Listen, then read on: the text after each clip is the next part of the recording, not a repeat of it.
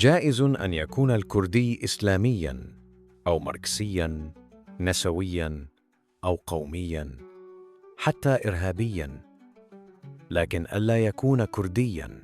جائز أن يكون الكردي رئيساً للأمم المتحدة، رئيساً للولايات المتحدة الأمريكية، مستشاراً لألمانيا، رئيساً لتركيا وإيران والعراق وسوريا والسعودية، حتى رئيساً لعلماء الإسلام، لكن ألا يكون كردياً.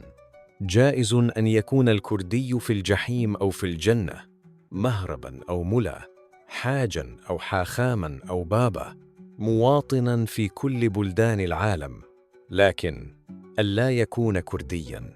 كردي الجنوب جائز له أن يكون في الشمال والغرب والشرق، لكن ألا يكون كردياً.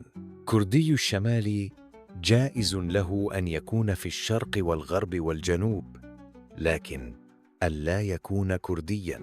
كردي الشرق جائز له أن يكون في الغرب والجنوب والشمال، لكن ألا يكون كردياً.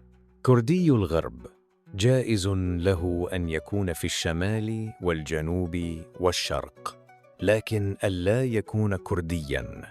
جائز أن يتكلم رؤساء تركيا وإيران والعراق وسوريا وأمريكا وروسيا وموزمبيق بالكردية.